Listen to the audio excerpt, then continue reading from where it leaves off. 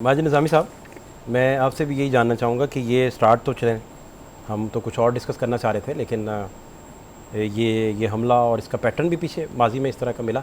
एक और जर्नलिस्ट बड़े सीनियर, बड़े सीजनड आदमी हैं, उन पर भी ये इसी तरह हमला किया गया था। और वो थोड़ा रात की तारीकी में ख्वाजा सरा ने उन पर अटैक किया था और उसकी भी सीसीटीवी फुटेज जो है वो अवेलेबल थी। तो इसकी इन्वेस्टिगेशन आप समझते हो पाएगी? ये पता चलेगा कि क्यों हुआ, कैसे हुआ, और ऐसा क्या ख्वाजा सरा को उन पर गुस्सा आ गया? और रऊफ़ हसन बड़े बेज़रर और बड़े बड़े शरीफ आदमी हैं माजिद साहब। जी बहुत शुक्रिया।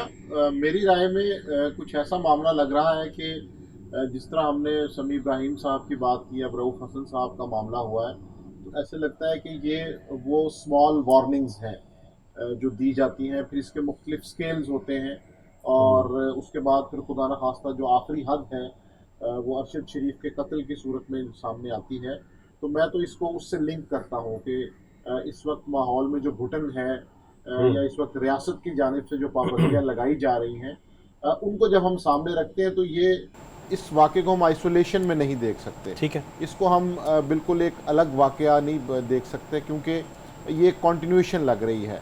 और इसमें एक और भी बड़ी काम की बात ये हो सकती है कि अगर मुल्ज़मान का पता ना चले, वो फ़रार हो जाएं, वो ना मिल सकें, तो फिर इस शुबहे को यकीन में बदल जाना चाहिए कि वाकई ये उन्हीं वाक़यात की एक कड़ी है जिसमें पहले समझाया जाता है और उसके बाद फिर अगले मराहिल आते हैं।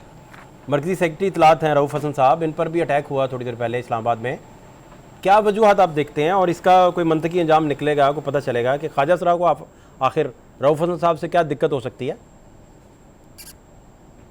फाज साहब, जिस तरह अभी समी इब्राहिम साहब की बात हो रही थी, जब वो हमला समी साहब पे किया गया तो उसके कुछ दिन बाद वो ख्वाजा सरा कुछ जर्नलिस्ट दोस्तों ने उसको पकड़ा और उससे पूछा कि क्यों हमला किया था। तो उस ख्वाजा सरा ने ये बताया कि उसे किसी ने इस असाइनमेंट के लिए भेजा था वहां पे, और उसके पास छुरी भी मौजूद थी जो उसने समी इब्राहिम साहब को मारनी थी। अब आज की आपने फुटेज देखी है, जिस तरह वो ख्वाजा सरा उन्होंने हमला किया, हालांकि रऊफ हसन साहब ने वहां से जान छुड़ा के जाने की कोशिश की है, लेकिन इसके बावजूद वो पूरा एक गैंग की सूरत में उन्होंने आगे पकड़ा और उनको वहां पे जदोकोब करना शुरू किया। ये रियासत के ऊपर भी एक बहुत बड़ा सवालिया निशान है, और ये दुरुस्त बात है कि ये वार्निंग कह सकते हैं आपको। दूसरी ये है कि एक इनको बयानिया ऐसा मिल जाता है, देखें जी ये तो हिजड़ों ने हमला किया था, और अगले बंदे की एक तज़हीक का अंसर भी इसके अंदर शामिल हो जाता है। नहीं नहीं, बुनियादी तौर हालांकि पे ख्वाजा सरा जो है वो तो बड़ा रिस्पेक्टेड, हमारा बड़ा बड़ा रिस्पेक्टेड, वो हमारी हमारी सोसाइटी मैं का। उनकी जी जी जी, आप ठीक रिस्पेक्ट फरमा रहे हैं, आप ठीक फरमा रहे हैं। उनके साथ जो टैबूज़ और लेबलिंग है वो बड़ी कंडेमेबल है, आप ठीक फरमा रहे हैं। लेकिन मैं कह रहा हूँ कि वो बड़ा रिस्पेक्टेड पार्ट है हमारी सोसाइटी का। के ऊपर मुझे बिल्कुल कोई दूसरी राय नहीं है, जी जी। लेकिन एक परसेप्शन ये बिल्ड होती है कि देखें जी इस बंदे को ख्वाजा सराओं ने मारा है, और उसकी उसके ऊपर एक तज़हीक का आंसर इस सेंस में आता है।